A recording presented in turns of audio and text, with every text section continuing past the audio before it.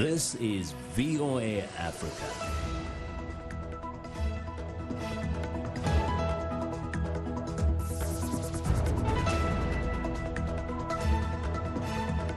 Good evening, I'm Esther Githu-Ewart. It's Thursday, July 4th. This is Africa 54. Officials and aid workers in Libya search for bodies as the United Nations calls the bombing of a Tripoli migrant center a possible war crime. Kenya's avocado farmers ramp up production with an eye on the Chinese market.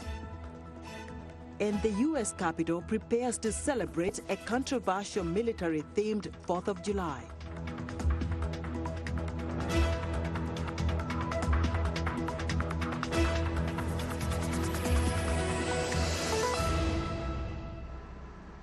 The United Nations now says at least 55 people were killed, including 6 children and more than 130 wounded in the Tuesday night airstrikes on a Libyan detention center holding illegal migrants in Tripoli. The UN also revealed Thursday that it has information that Libyan guards shot at refugees and migrants trying to escape from those airstrikes. VOA's Heather Murdoch reports from Tripoli. Outside the Tripoli detention center holding migrants, survivors watch the investigation after a long night outside with barely any food and water. Many detainees didn't survive Tuesday's airstrike, and many more remain hospitalized. At the beginning, we heard faraway clashes. Then we heard this strong bomb. We were banging on the doors, and the security people came and let us out, and we saw the building on fire. The United Nations says the attack could amount to a possible war crime. Tripoli officials attribute the attack to forces loyal to Khalifa Haftar, a strongman who leads the military in eastern Libya. Haftar's forces have been locked in battle with the forces loyal to the internationally backed government in the capital, Tripoli, for 3 months. They are fighting for the city and the future of the Libyan government. The war has now killed about 700 people and displaced 94,000. Many of the detainees had been displaced several times by war, violence, and poverty before coming to Libya in the hopes of crossing the sea to Europe. They were from Africa, Asia, and Arab countries, Bangladesh, Morocco, Egypt, Syria, Cameroon, Nigeria, and Niger. Last week, after a victory by forces loyal to Tripoli, Haftar's forces threatened retaliation. Amnesty International says its research indicates there is a weapons storehouse near the destroyed detention center. Travelers here in Tripoli say despite the suffering they faced before getting here and despite the hardships they face while here, they are still determined to try to get to Europe. Reporting from Tripoli in Libya, I'm Heather Murdoch, VOA News. A boat carrying dozens of African migrants capsized off the coast of Tunisia in the Mediterranean Sea on Wednesday, departing for Europe from Libya, according to a government source and the Tunisian Red Crescent. A Red Crescent official told reporters that 4 initial survivors told the Tunisian Coast Guard Thursday that the boat had sunk near the town of Zarzis. One of the 4 died later in hospital. A government source says that some of the African migrants rescued informed the Coast Guard that they had launched from Zuwara, Libya, and that dozens had drowned. Libya's western coast is a main departure point for African migrants hoping to reach Europe with the help of human traffickers. Now, as tension simmers in Sudan, an alliance of protest leaders is set to resume direct talks with ruling military generals to decide who should lead a new governing body that will pave the way for new elections. The Alliance for Freedom and Change agreed to the talks at the urging of an Ethiopian mediator. Alliance spokesman Madan Abbas Madan says the agreement was made on the condition that time frame for the negotiations should be 72 hours. Any negotiation has to start from the points that we cannot agree on, and it is one main point, the Transitional Council. It is the point regarding the head of this council, because both sides agreed to a civilian majority. It was suggested 8-7, and it was then adjusted to 5 and 5+1, and that would be 6 civilians and 5 military. The alliance says it will decide whether to resume talks no later than Thursday after receiving a final proposal from the mediators. The opposition is demanding that the military relinquish power. Since the ouster of former President Omar al-Bashir, the alliance has continued to hold demonstrations in an effort to pressure the military to hand over power to a civilian-led administration. Now, a senior aide to Malawian President Peter Mutharika, Ulad Musa, and his wife have been banned from entry into the United States due to allegations of corruption. A statement released by the U.S. Embassy says, quote, in cases where the Secretary of State has credible information that foreign officials have been involved in significant corruption or gross violations of human rights, those individuals and their immediate family members are ineligible for entry into the United States, end of quote. Musa was arrested in March 2018 and charged with abuse of office by Malawi's Anti-Corruption Bureau relating to the issuance of Malawian passports to foreigners during his term as minister. He has denied the charges. And now let's head to Egypt, where Africa 54 sports reporter Sandy Shomari is standing by live in Cairo. Good evening, Sandy. The Africa Cup of Nations round of 16 is ready to kick off Friday, and Uganda's Cranes will battle Senegal. Any updates from either of these camps? Yes, Esther, good evening. It's like ready to go. This is a battlefield, Esther, where I'm at. Tomorrow night, the Teranga Lions are ready to take on Uganda Cranes. And tonight, the updates are the Teranga Lions will miss their #1 goalkeeper, Edward Mendy, because of an injury sustained before the Kenyan game. So is this good news for Kenya? We don't know. We'll be able to find out. But he'll be replaced by the goalkeeper Alfred Gomez, who plays for Italian League Serie A club Spal. On the other hand, cloud has been lifted for the Ugandan camp. As you heard about the bonuses, they have been paid $6,000 each, according to the soccer board in Uganda, FUFA. But as to some sources from the Ugandan camp are saying those funds have not been paid yet. And the players, during the press conference this morning, they did not confirm whether they got paid or not, but all they confirmed, Esther, is they will be ready for the game tomorrow against the Teranga Lions, and they will play. Because if you don't play, Esther, you can get a lot of fines from CAF. Oh, yes. Back to you. I'm sure they need the money, but, you know, they'll sort that out. Now, as Benin and Morocco knock each other out in the second round matchup, what do we know so far about this tournament? Well, Esther, if you ask the analysts, they'll tell you about the tournament. Benin has been resilient. They call themselves the Squirrels. They have shown resilience against Cameroon, against Ghana. They never lost. They drew. So it's a resilient team. And Morocco so far has been on top of the group. They're on top of their game, playing classic football. So there will be a good thing. But history is not on the side of Benin. So we will see what happens tomorrow in this first game. But also, I had a chance to speak with a superstar, former Senegal player, El Hadji Diouf, and I wanted to know from him his assessment of the games so far. Let's listen. I think so. It's an excited tournament with a lot of big teams and small teams. They just start the first African nation Cup for his history, like Mauritania and Madagascar. And if you see them play Mauritania with a lot of fighting spirit, and Madagascar playing wonderful football with a good coach, and I think so. The best team we're waiting for them, like Senegal, Cameroon. They little bit just like you know, going like step by step.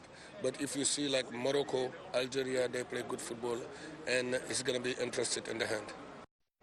So, Sunday, what's the strategy for the Senegalese to win this match? Well, Esther, the Senegalese came in saying having Sadio Mane and other players is not a key to win by itself. They have to play as a team, and they know they're facing a Uganda Cranes team that is solid in defense and a good team in offense. So according to the coach, Aliou Cisse, he said his team is getting ready not only 100, but 200%. They know they're facing a very good side of Uganda. They saw them playing against Egypt, and they know it's a good team. So Senegal is really preparing for a big battle tomorrow night, Esther, for a big win. Sunday, very briefly, what is up with Madagascar? It's known as the Cinderella team. How is it planning to beat DRC? Esther, Cinderella team is ready to win. As they say, they're here to have fun, Esther. They have nothing to lose. It's a very small team. Big achievement for them for second round. So they're just waiting to go in and play. And we'll see what happens. Go for it, Cinderella. You, bye, Sunday. Thank you so much. It's always a pleasure talking with you. Africa 54 sports guru Sunday Shomari reporting live from Cairo.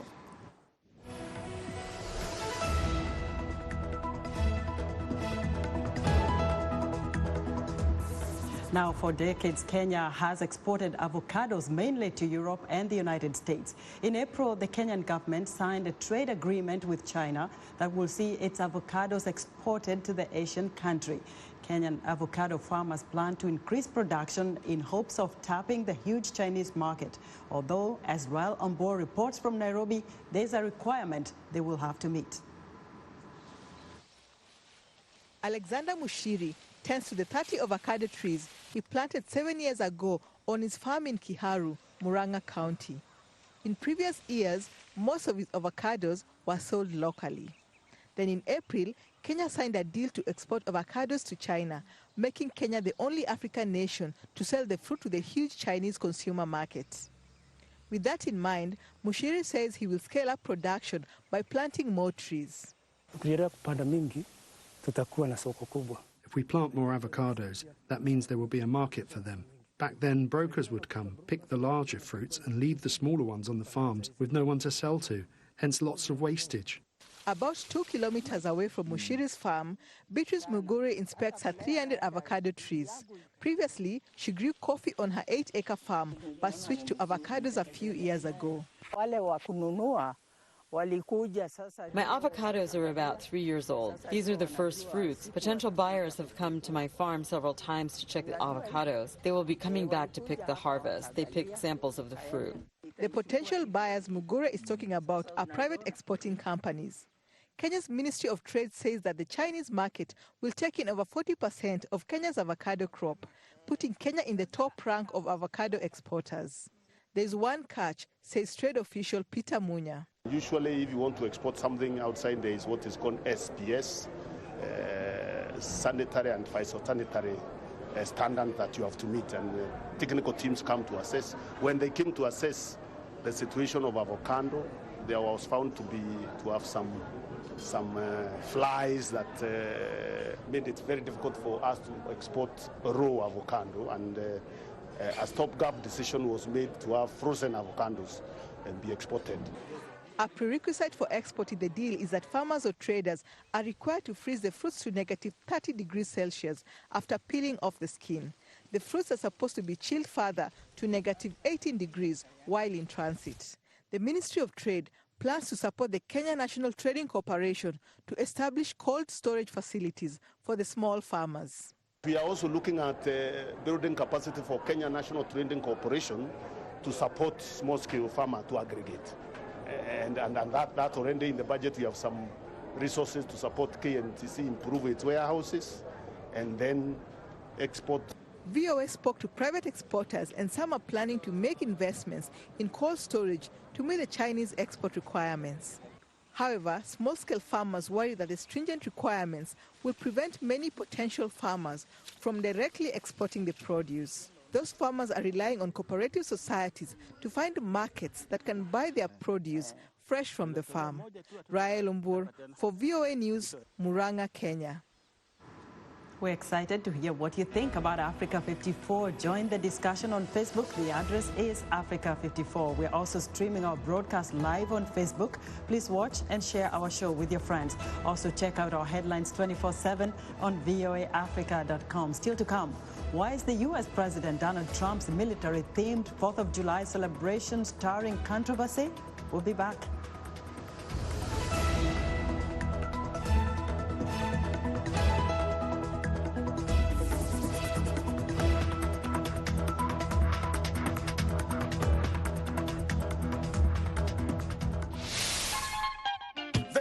Could be French, English, but it Portuguese, Bantu, Arabic. It is the beat. The African beat that counts. The beat does all the translations. It cuts across all languages and gives us the understanding that this is the African beat.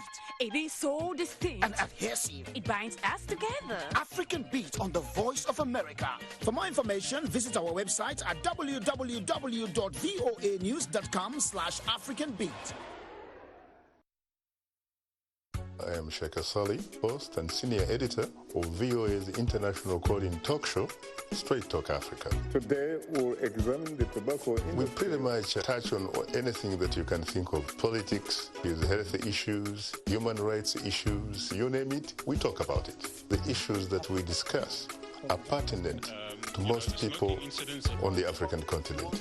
A very, very rare and unique opportunity to interact with their leaders.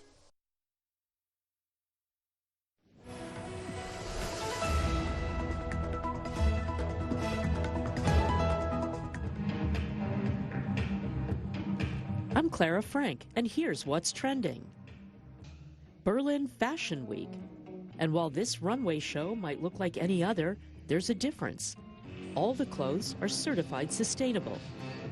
The UN's European Economic Commission estimates the fashion industry is responsible for producing 20% of global wastewater and 10% of global carbon emissions. That's more than the emissions of all international flights and maritime shipping combined.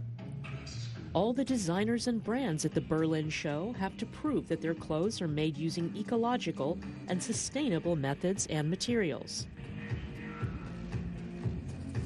She responds to touch, she responds to voice. Next up, beloved pets can create memories that last a lifetime. This particular dog, however, doesn't need feeding or taking for a walk. Biscuit is a robotic toy brought into Ron's care home in the south of England to give residents regular access to a furry friend and encourage social interaction. Many of the residents have dementia, and dogs, even robotic ones like Biscuit, are a good way to elicit memories and spark conversations with care providers. Care South, which owns Templeman House and several other residential nursing and dementia care homes in the south of England, says live animals do regularly come to their homes to interact with residents. But real animals eventually have to go home, whereas Biscuit can be on call 24 hours a day and even visit residents confined to bed rest. And that's what's trending today. Now, the 4th of July parade is underway here in Washington, D.C., but the celebration of the United States' 243rd birthday is looking different this year as President Donald Trump stages his own military-themed celebration in addition to the traditional ceremony at the U.S. Capitol. VOA's congressional correspondent Catherine Gibson has more on Thursday's festivities. A sight and sound familiar to almost every American. Independence Day celebrations on Capitol Hill. But on the other end of the National Mall, preparations underway for a second new celebration, President Donald Trump's salute to America. That's the American way, right? We want to do something grandiose, something that's spectacular. Grucci, one of two companies donating fireworks for the event, a contribution recognized in a tweet by the president, who has promised the biggest celebration ever, including a display of tanks. Those tanks leading some to say the president is militarizing what should be a nonpartisan national holiday. Well, some said they don't mind. I'm proud and thankful for those that have served our country and really appreciate what they've done and their families, and I'm grateful for a president who recognizes that and wants to celebrate that.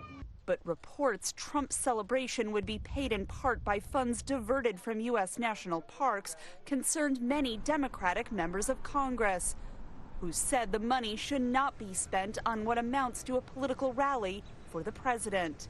White House advisor Kellyanne Conway referred questions about cost to the Department of Defense while previewing the president's speech. Our great democracy and great call to patriotism, the success of this administration in opening up so many jobs for individuals, what we've done for veterans. That speech, along with both fireworks celebrations, could be in jeopardy.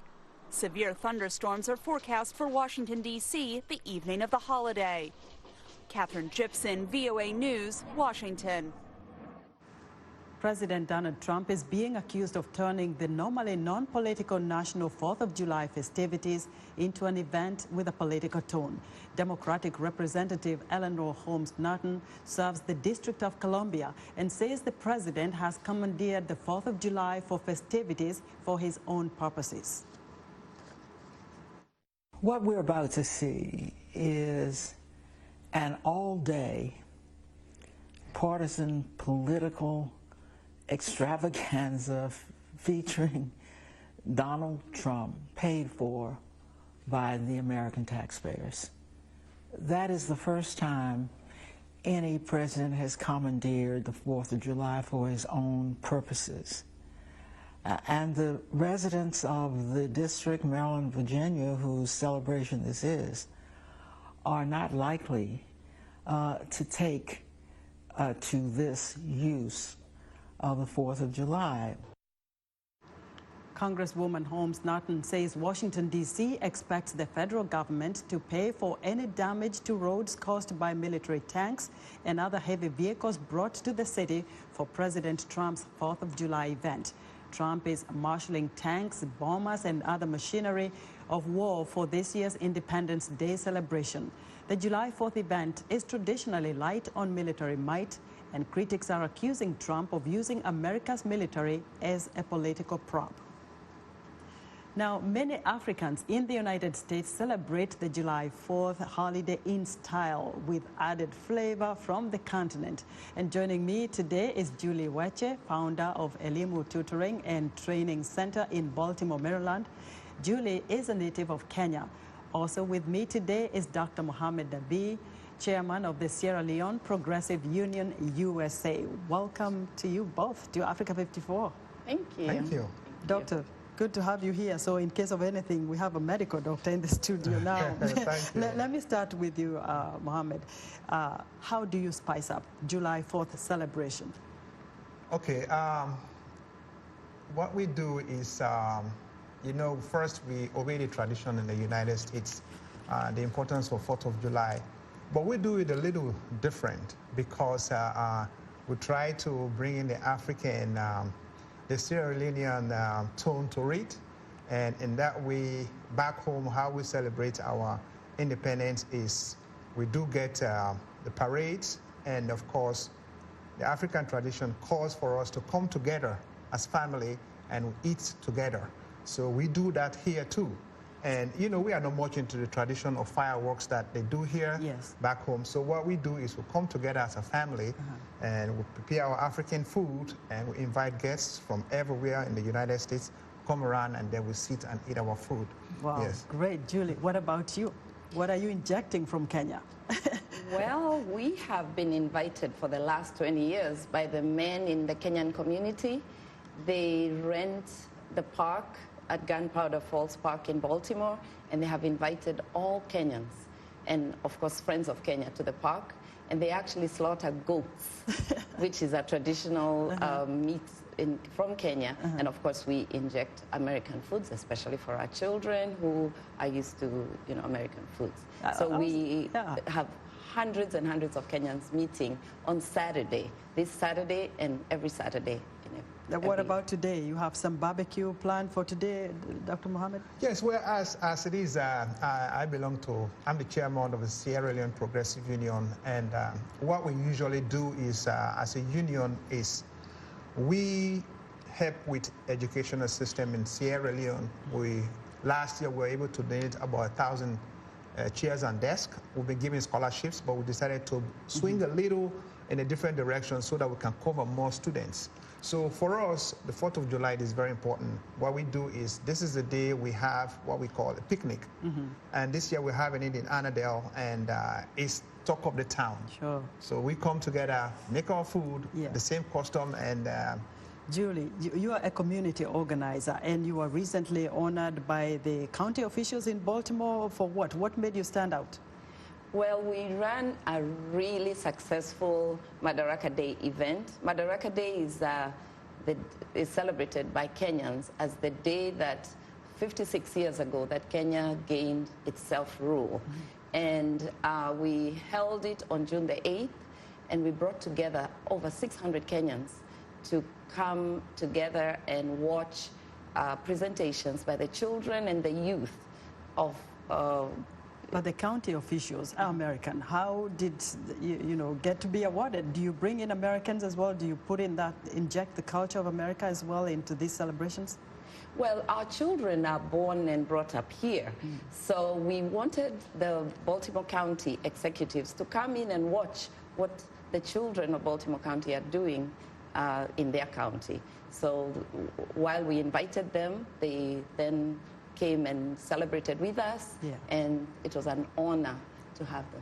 Okay, there are two key questions I want to ask. Yes. One for you, one for Julie. Now, what is one thing, Dr. Mohammed, you love about being in America? One thing I love about being in America is it's giving us all the opportunity to grow. Grow in the sense we grow like education-wise, and with that growth, we are able to get something and help our people back home. And especially like the Sierra Leone Progressive Union, as I'm saying, we're there to promote education. We've been in existence for 25 years, and this year is our 25th anniversary, so we're extending invitation to everybody. All right, Julie, and for you, what have you learned from America's patriotism, especially on Independence Day like today, that we can inject to those countries we come from? Well, what I see is that Americans are so proud of being American, and that is what I try to inject in my community, just to be proud of who they are as Kenyans and also as Americans living here. Wonderful. I love America. I have to say that. This is a country that has given us many opportunities. We've come from different countries, and so happy 4th to all of us, right? Thank you. Thank you. Yes. Same to you. All You right. too. All right. Thank you so much. Well, I guess we'll be going to do some celebrations of some sort. Yes. I'll mix mine with American. And you guys with the Sierra Leonean. Yes, we have our carnival, as I'm saying, inviting everybody. And on November 30, we're having our 25th anniversary dinner and dance. Wow. So everybody's Are we invited? Yes, you're invited, and I'm going to extend invitation to the Kenyans. Thank you very much, and also I hope you can join us for that. All right. Thanks, Julie and Mohammed. Julie Weche is the founder of Elimu Tutoring and Training Center in Baltimore, and Dr. Mohammed Nabi is chairman of the Sierra Leone Progressive Union USA. And that's our show for today. Be sure to watch Africa 54 on our website at voaafrica.com. From all of us here in Washington, have a good evening. Thank you very much.